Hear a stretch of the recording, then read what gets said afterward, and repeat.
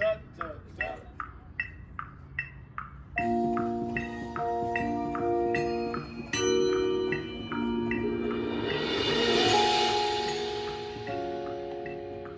Hello, everyone. Welcome to the second episode of Fans of the Band Inside the Westlake Marching Band.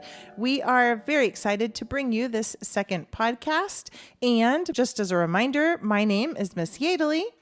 And I am Ms. Hueslig, and I have an extra reminder. I want to remind you that this podcast is completely for our own amusement and entertainment.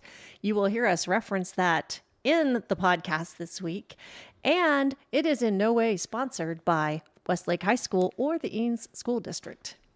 And we just wanted to remind you that being new to this, there are a few things that we still are working on improving. And you'll find out more about that near the end of the podcast this time. So even after you find out about the issues that we had this time, if you like this recording or this podcast at all, please rate us 5 stars because it does something for us. I don't know what.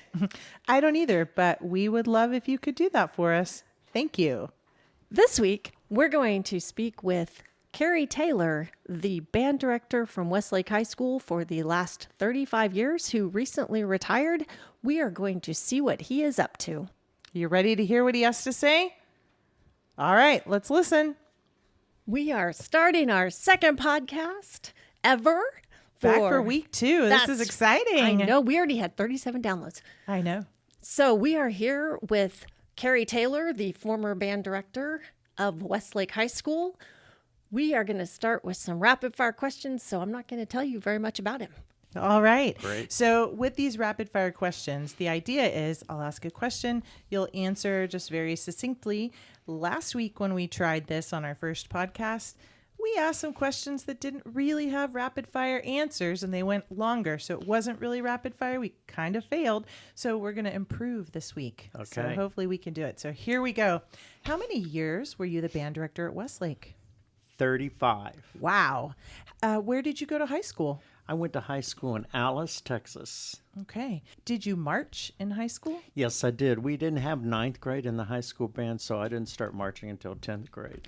And where did you go to college? Went to the University of Texas At Austin. at Austin for both my bachelor's and my master's. Did you march in college? I marched in Longhorn Band for 4 years, but the 5th year when I was doing my graduate work, I was an assistant director. Wow. Were you ever a drum major? I was not a drum major. Fantastic. That brings us to the end of the rapid fire. I think we did better this time. I think we did so much better. So much better. Great. So, awesome. So now we have just some more questions for you to kind of delve into who you are and all about marching band and your connection with it. Great. We'll start with the most important question. What do you do now that you're retired? I've been doing actually a lot of consultant work. So especially in the spring semester, I was traveling to Houston and Dallas and also the Austin area and working with some high school bands as they're preparing for their concert season, or working with the band directors and just becoming, reflect on their teaching or how to become better teachers. I'm actually, the month of August and September and October are really not very much, I'm not very, very busy this time of the year. So I've been doing some volunteer work at Ann Richards School with their band program there. So I guess since you're not very busy, the next question of, are you still connected with marching bands? Oh, yeah. Oh, I have helped a few people. I'm not doing it professionally or as a consultant. I just do it kind of as a friend. And I'm also doing some judging. I'll be going in a couple of weeks. I'll be going to Kansas City to do some judging. Oh, wow. And some around the state of Texas as well. I think this year I've accepted, I want to say 5 different marching band judging contests. So when we go to contest with Westlake, and will you possibly be one of the judges for some of those competitions? No, I've avoided that possible conflict. Mm-hmm. In fact, for the University Interscholastic League, they have a rule in place that you have to have been away from it for a certain number of years Okay. before you can judge your own Got it. or a program you were associated with. So I'm not in danger of that at all, but I'm purposely doing other things or in other classifications, like I'm judging 5A. Got it. Oh, that makes sense. Area marching contests, for example, and a 6A, but up in the Dallas area, not around here. So you and I talked about this when my son was talking about what he wanted to play in band. Can you tell us how you got into band? Yes. My father was a band director. He was my high school band director, and I'm the youngest of 4 kids. So my oldest brother, who's 12 years older than I am, was in the band. He played trumpet like my father played. Both my other 2 siblings, my sister played flute, and my other brother played trombone. And they were like 6 years older than I am. So I was the youngest by 6 years. And by the time it came, actually before we had to make a decision about getting in band, I was surrounded by it. And my mom was a teacher and then became a high school counselor. So being in education and being surrounded by schools and that sort of thing, I just naturally gravitated to that. Then I guess it was about first or second grade, I wanted to be, like so many young kids, I wanted to be the world's best drummer. So my dad set me up with some lessons with an outstanding high school student, and I did that for a number of years. In Alice, Texas, where I grew up, they start their beginning band program during the summer. So I would go in the summer with the percussionists. I was in second grade, and they were going into sixth grade. And here I was learning all of that. Well, I got pretty good at those basics. And when it came time to go into sixth grade and make a decision about what I was going to do finally, I decided I've had enough of this percussion stuff. I'm going to go and be a trumpet player. So I became a trumpet player and stayed on trumpet through there. Although I feel like I have a fairly strong background in percussion because I continued to play those instruments, not only throughout high school, but also some in college too. So, in fact, I got my first job partially because I had some percussion background and did the drumline here at Westlake High School as an assistant band director at Westlake High School. I did not know that. Yeah. That's awesome. Yeah, my son plays trumpet because of both of you. You don't know this probably. No, I don't think I know that. Yes, Evan obviously was going to be a trumpet player forever. And he came to instrument selection. And he was like, I want to do percussion. And you helped me kind of guide him into the brass, which fits him so much better because I'm really not a good enough mom to be a percussion mom. and then Kevin was here auditioning kids on trumpet. And he's like, ooh, if I saw these scores, I would push them to woodwinds, double reeds. But we both know Evan. And so between Kevin and you, Mr. Taylor, Evan is happily playing trumpet. Yeah, and he's doing well, too. He is. Yeah. So, we're good. Very good. I thank you for that. You're welcome. So later on, I'm going to ask you what it takes to be a percussion mom because I am one, but I don't know that, I was any good or not. So interesting.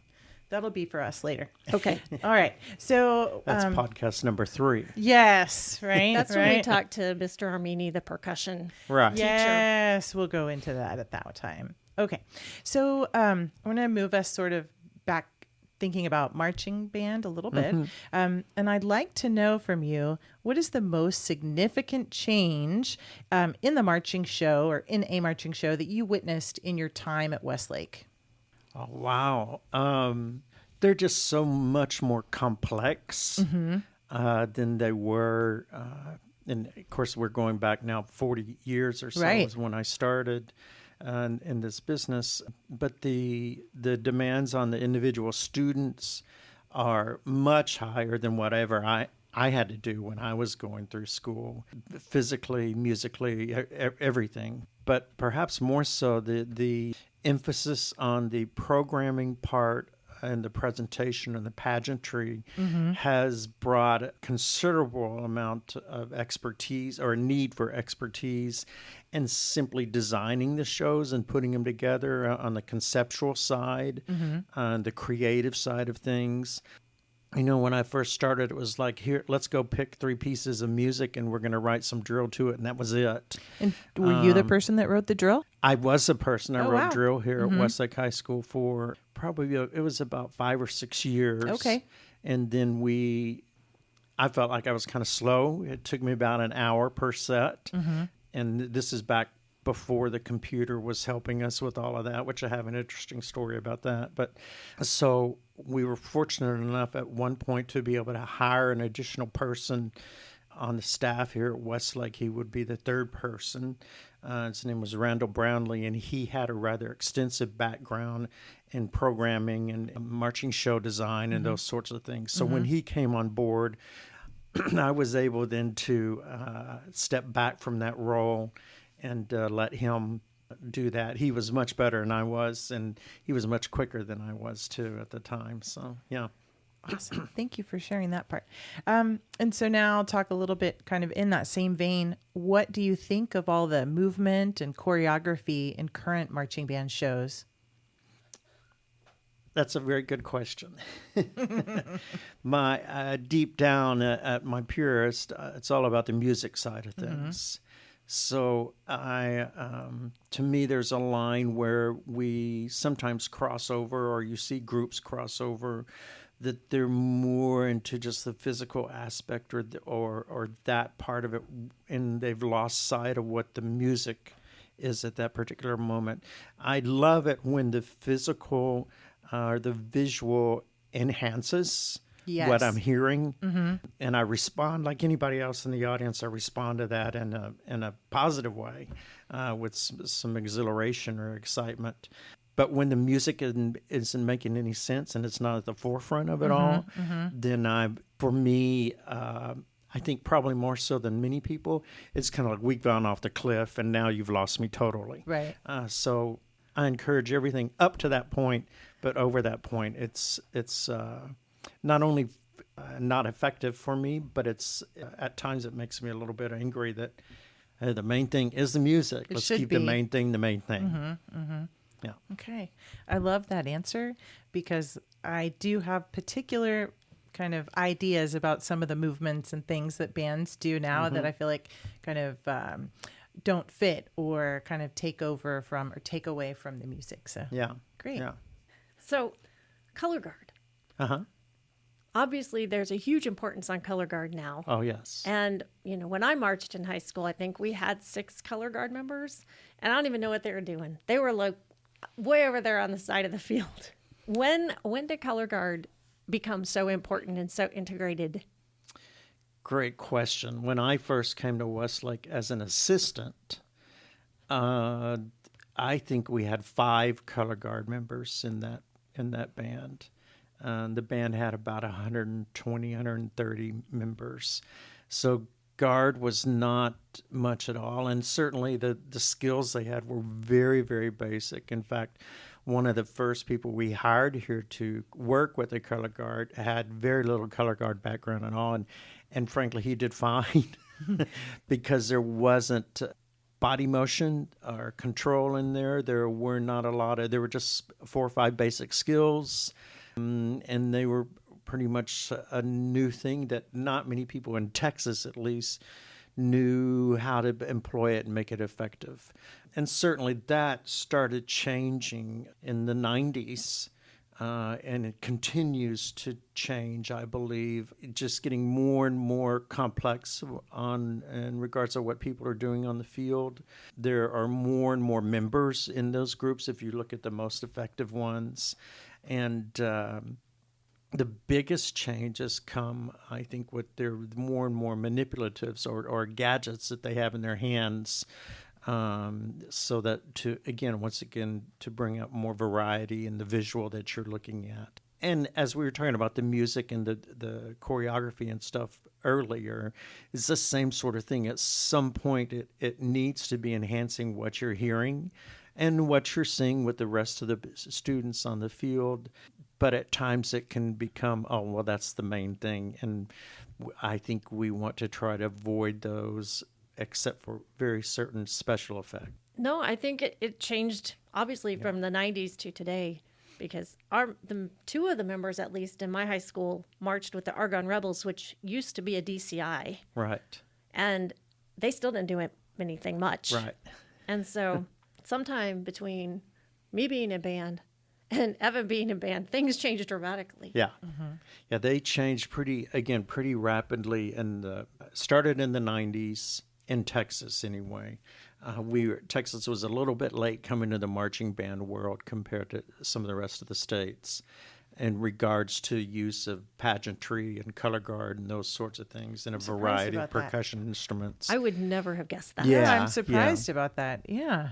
And really? then, Texas music programs were at the time and they still are very strong. Yes, right. So it was a little bit of, no, we got what we're doing. You guys are doing all this other stuff. And there was some question about the quality that the other stuff was being done at. So it was a little bit, no, y'all keep doing your stuff that has all this visual and all of the other stuff, but we're going to focus on teaching our kids how to play their instruments and how to march and play well at the same time. Got it. So there was a little bit of a dichotomy going in there, and then eventually it merged some, and even the really good bands that were playing well here in Texas were starting to bring in some great visual type things. And that included an expanded color guard, props, if you will, more movement on the field, not just in the drill design, but what the individual student was going to be asked to perform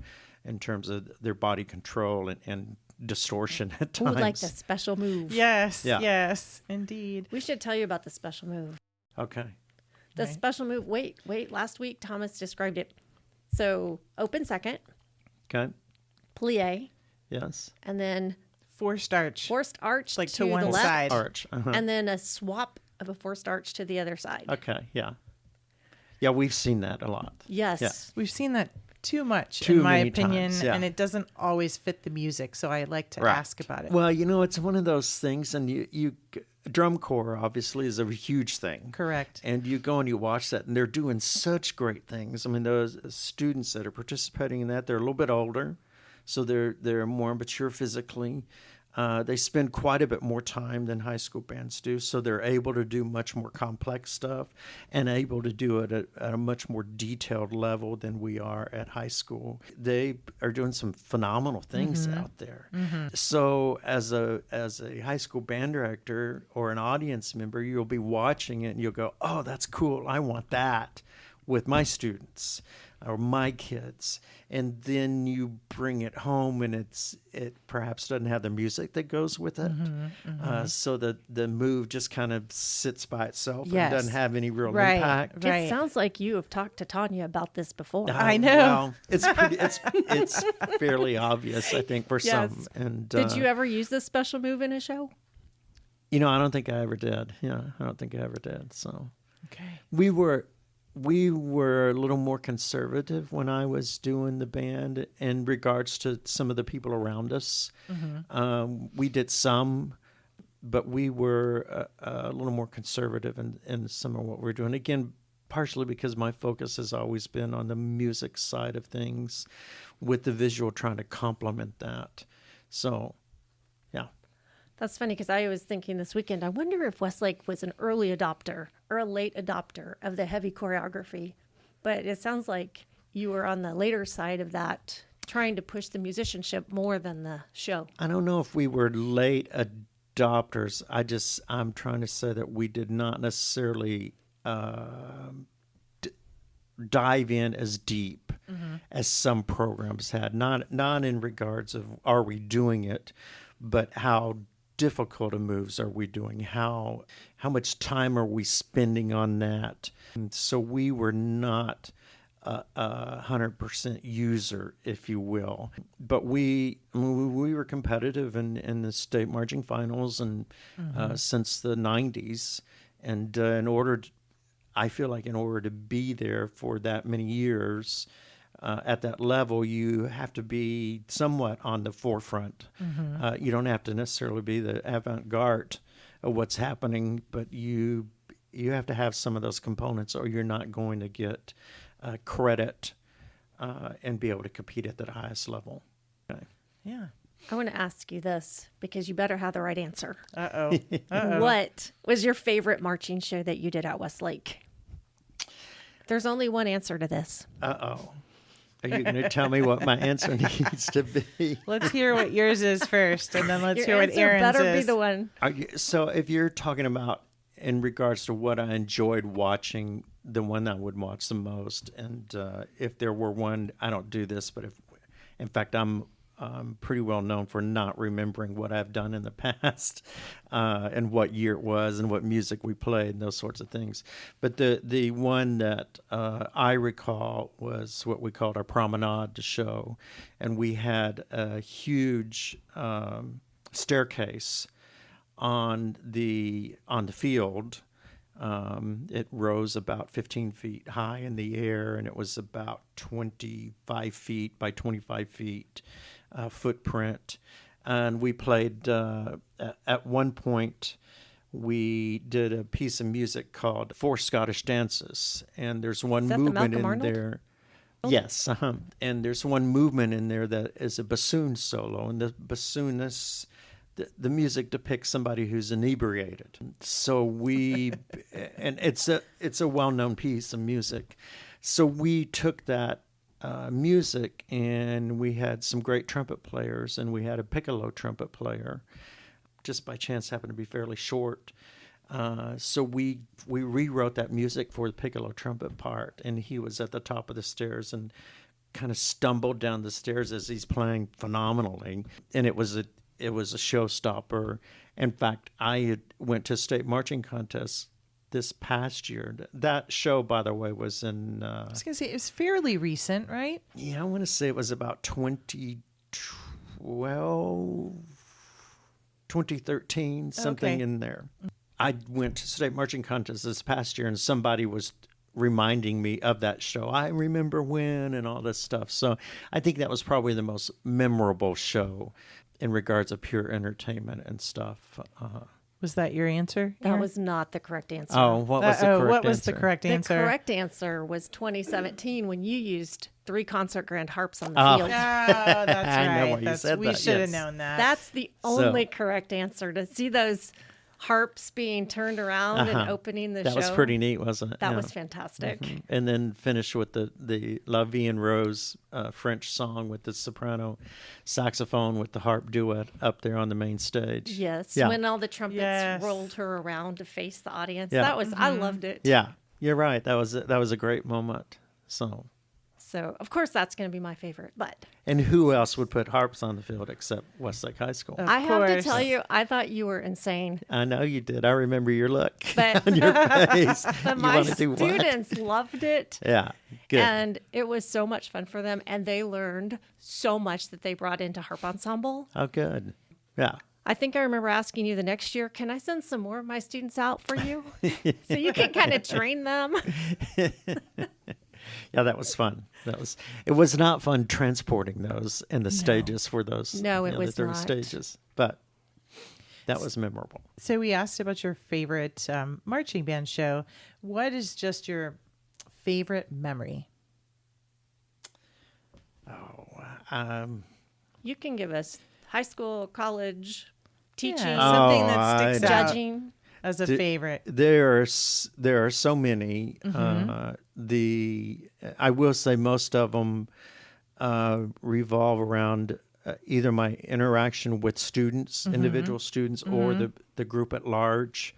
It's always exciting at the end of a season, and you hit a really good performance, and kids know it, and they come off the field, and you just sense it and feel it, and that's always a neat moment to do, and that's a delayed reward, and in this day and age, that's hard to get young people or anybody to work towards that. But that was always a neat moment. Or I enjoyed working with the staff. Been known to encourage the staff to speak up and to speak out. So we've had some. Here we are sitting in the band director's office here at Westlake, and I've closed the doors many times with the staff, and we've had some good, strong discussions about what we need to do and where we need to be headed. So I don't, they're just there are individuals that come to mind, but there are more incidents that are stories that are funny or long or meaningful in some way. So, And how does it feel to be sitting in the office where you were for so long? well, I haven't been here in a while. It's kind of nice. I do, as I mentioned just a second ago, I do miss the kids and the interaction on a daily basis. I mentioned I'd been doing some consulting work, so I do have that interaction with on the musical side of things. We, y'all know, I'm involved with a community band as well. So I'm getting. I just want to say Tanya plays in that band. Yes, she does. I He know, but the knows. listeners don't know Yes. that. She's doing great. Yeah. Tanya So, plays saxophone in the Waterloo Community Band. That's right, and it's a good group. We enjoy ourselves. We do enjoy ourselves, yes. But I'm getting that interaction musically, so that the one thing I do miss is the kids and working with them. I'm still around adults and stuff, so I get that interaction, but it's hard to replace the daily working with those kids, with the students. I like that you said that, and it just made me think of my own experience, being a principal on a campus and then leaving that to go to a central office position where I'm still helping out my school district, still an educator, still in education. But now that I have transitioned again and I'm back on the campus, the one thing that really I've just had so many smiles this week, and just getting into it again is the smiles on the students' faces and that personal interaction that you have. It's just great. So. Yeah, I mentioned I volunteered at Ann Richards, and when I went there a couple of weeks ago and saw the kids and the smiles on their faces, Right? Even some kids I didn't know, but they knew me. Yeah, and that's the part that keeps us young, and at least for me, it kept me wanting to come back each day. So looking forward to each day. I have some more questions. Good. Let's see. So, if you were planning one more marching show, do you have a feel for what music you would want to do? And I'm going to disappoint you and say no. that's okay. But I will tell you that I do know, like when I was doing marching band on a daily basis, that there were constantly ideas, either music that I would hear and I'd go, oh, I want to do that on the field. Or I'd see another group that was doing a piece of music I liked, but I didn't feel like they were doing it with justice. And I'd go, oh, we should do that, but maybe the second movement instead of that movement that they chose. Or so I was constantly trying to look at different pieces and what they were doing and how that would fit with the program here at Westlake High School and the music, how that would fit and what it would look like or how it would be realized on the field.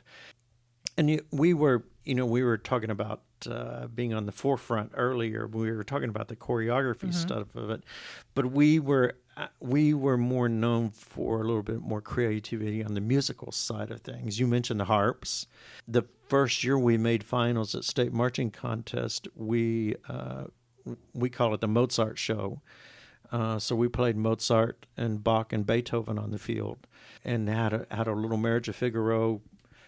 Little octet going with some bassoons and oboes and woodwinds, and that was, at the time, I don't think anybody else had done anything like that. So, and that was a product of constantly going, oh, this is a good piece of music. How can you take it and put it in another setting that makes it more fresh, but accessible at the same time to your audience on that, maybe a Friday night football audience that would still enjoy it as well. So there was a lot of that, and I still, as I go judge, or do clinics, I still will come across and go, oh, that's really neat, and might share that with other people as they're asking me. So I'm not too involved on the creative side of that at this point anymore. So I do miss that part of it too. But yeah. I would hope that if you were designing a show now, you would put a giant cake out there. This is what we've been hoping for. Yes. A cake. Yes. Yes, a giant cake. Like, a woman of ill repute type cake. And Yes. With one big candle on the Yes. top. And Yes. Okay. And have thoroughly dressed band Okay. members pop out of it. That is Okay. what we're waiting for. You know, I think we probably witnessed something similar to that on the field at some point in time. So some big, a large cake, or at least a large riser sort of thing that looks like a 2 cake. years ago, there was the large cake, and I was so Yes. excited. You're waiting But for nobody jumped out of it. No, they just they kept didn't. rotating it and using it as different stages, and it was so disappointing. It was like so much potential. Right. So much potential just wasted. a missed opportunity. Yes. Yes.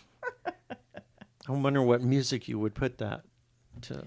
I think you could use a surprise symphony. Okay, that Maybe would so. work. That would Maybe work. so. I think it would definitely be a surprise. It would be a surprise.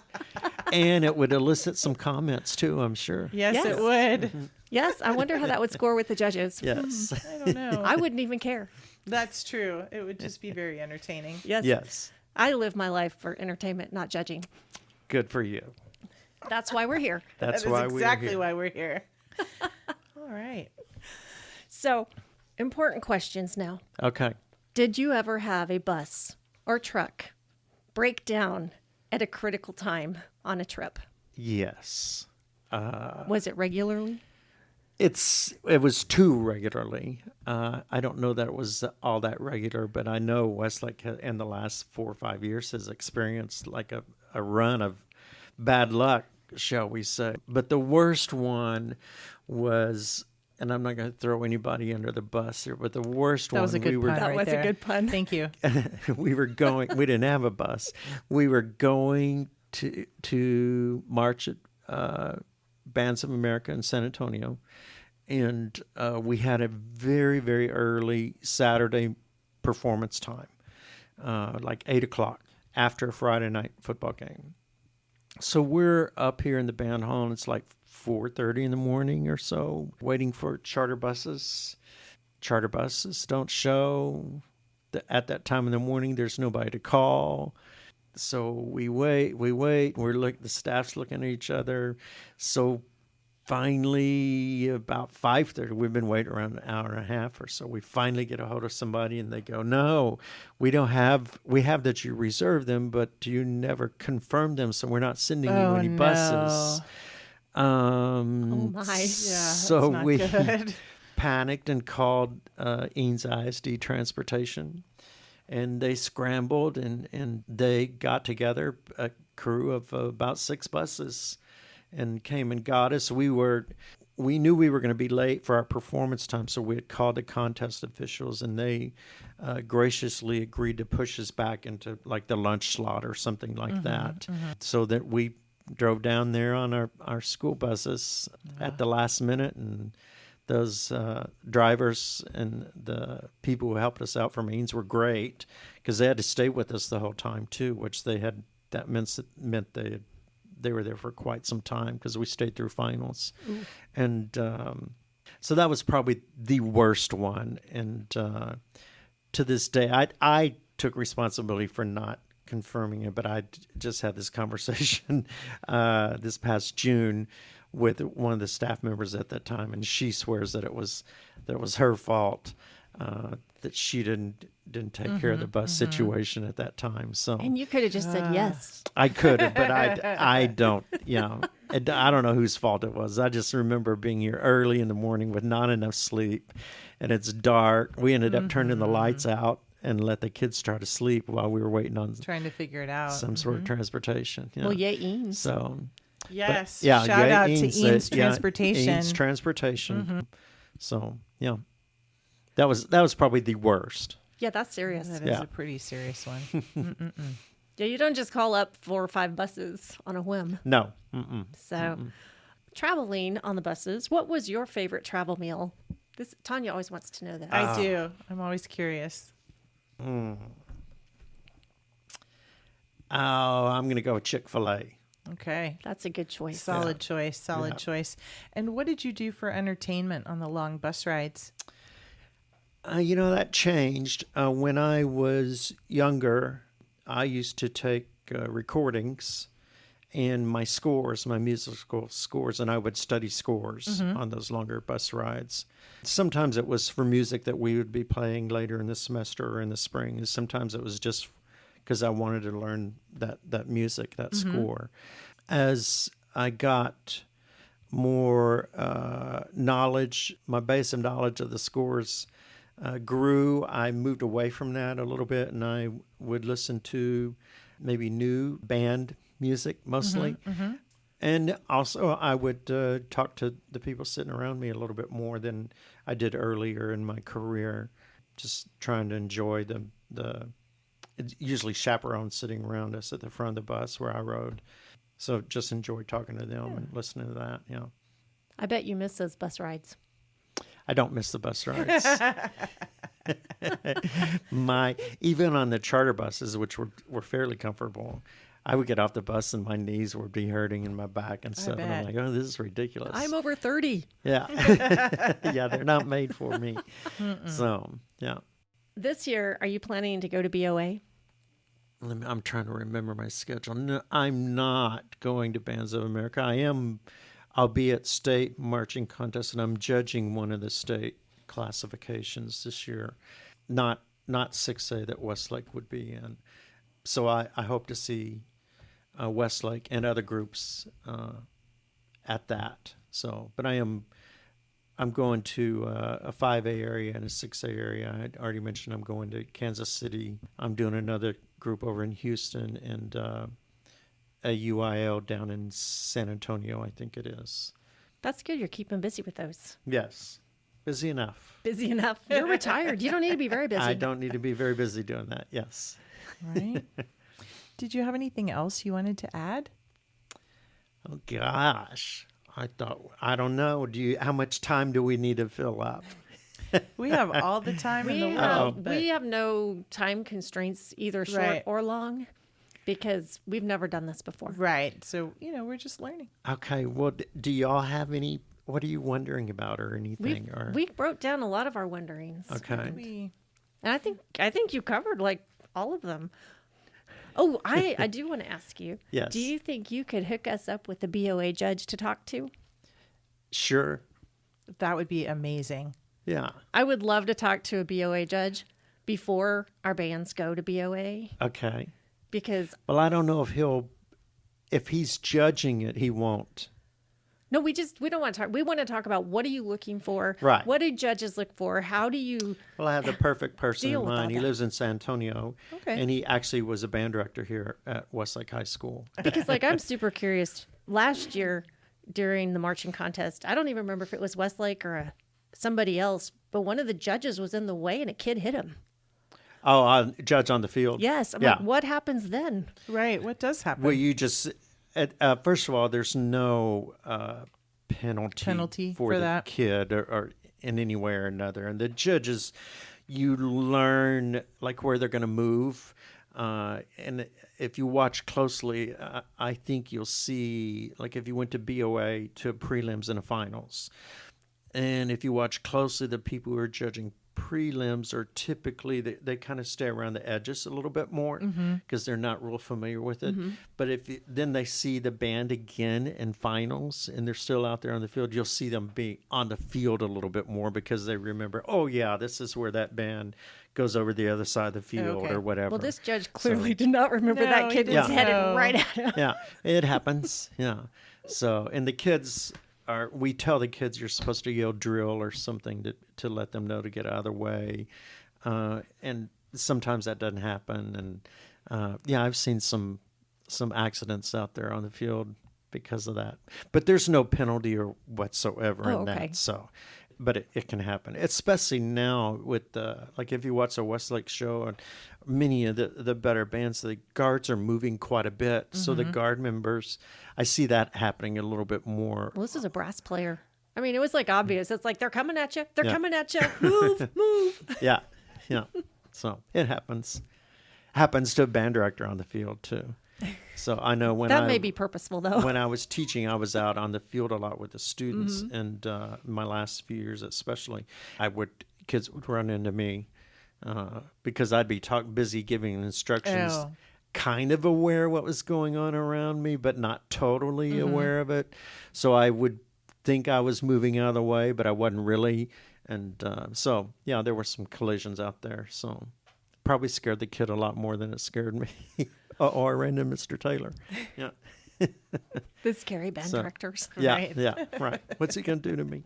So last week, we had gone to a Westlake rehearsal. Was it a week ago? Yeah, now? About a week Friday ago. night. And we were just mentioning how, it's early in the season, but the freshmen already know how to do all these things, right? And they're hanging in there.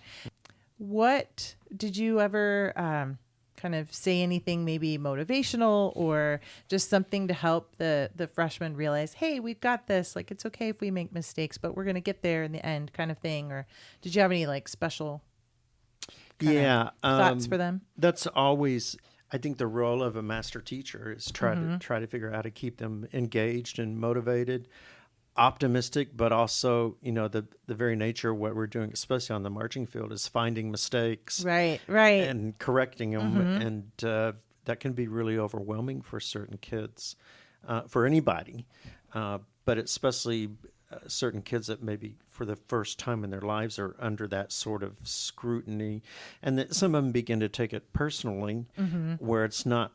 I mean, it is a personal thing because it's you trying to produce it, but it's not necessarily meant towards you as a person or your value as a person, certainly not at all. But it's, hey, we need you to correct this.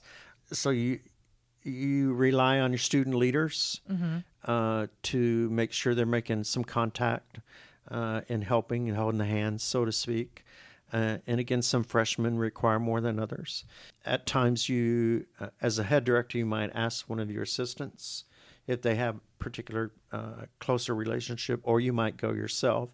There have been times where I reached out to the parent and go, hey, just want to let you know they're struggling right now. They're going to be fine in October, but they're having a hard time right now, so stay positive. Well, actually, Aaron, we didn't have time constraints, but we seem to have had some memory constraints. When we found our card to record all of this, it didn't have enough memory on it. And so we had a really long, interesting conversation with Mr. Taylor. And unfortunately, we didn't catch it all. So we're going to summarize the last little bits for you, the last interesting stories and whatnot. So, Aaron, what was it about the body parts? I had asked if kids, as they march and as they age from year to year and grow, if they have to relearn how to march and what size of step to take, and if that was hard for them. Because in my harp students, I see that all the time when their hands grow, everything changes. And he said, yes, they did. And then he added this really funny story about this 8th grader who was a sponsored athlete. And he came in and he was having a really hard time adjusting his stride to be small enough and slow enough to work. And then he said, it just didn't really matter who you were or what you were. Sometimes people really struggle with marching the right size. Isn't that interesting? You would think that if you were an athlete, and you'd been practicing or working on something, that you'd have a really good idea of how your body works, right? And I guess you do, but when you grow, it's all out of whack, right? Yes, everything changes. Everything does change. So that was interesting.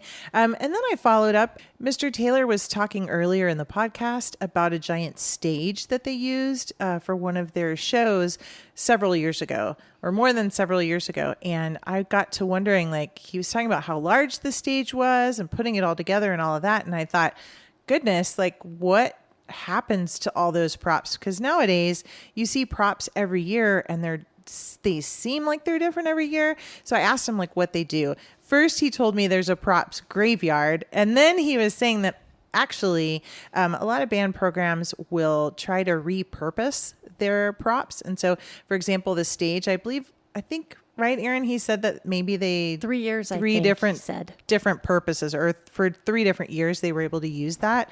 And then he actually mentioned that there are some websites where bands can kind of offer up the different props they have. And so then he mentioned there was this giant, like, like sphere or like geodome kind of thing that the Westlake band used several years ago. And he felt like that's at least on its fifth use with its fifth band. So I'm glad to hear that we can repurpose our props and kind of get some more use out of them instead of just the one season.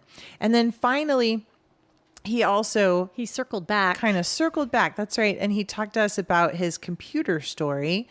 Yes, he was telling us how when he was a graduate assistant at UT and he was writing the drill, it was writing all these little tiny circles one at a time. Even talking about how it was in pen, and so you couldn't even erase it. Can you imagine how like tedious and like careful and how long that probably took, right, to get it all correct? And then he added that if you made any mistakes, you had to start over. Oh, no way. And no, his thank you. friend, who was a computer programming major, was watching him and it's like, surely that could be done on a computer and that could be easier. And his friend ended up actually writing programming, and then he started a company. His name was Pi, and I cannot remember the name of the company. Is it Pieware, maybe? Maybe, but he We'll said have to that ask. 80% of bands now use this man's software to write their marching programs. Which is so cool, isn't it? I was like, man, your pain is his gain. That's right. That's totally right. All right. So we're sorry that we had to summarize kind of the end of our conversation. Like we said, this is our first podcast. This was our second episode, and we're just going to continue to improve. There's really no place to go but up. Right, Erin? That is correct. There's no excuse for this happening again, though, because now we True. have a big SD card. That's right. And so just wanted to remind everyone that if you did have a question for us or for our guests that we didn't seem to ask and that you'd like answered, you are welcome to email us at fansoftheband.whs@yahoo.com. And we look forward to having you listen and communicate with us this next week with our next podcast. Thanks.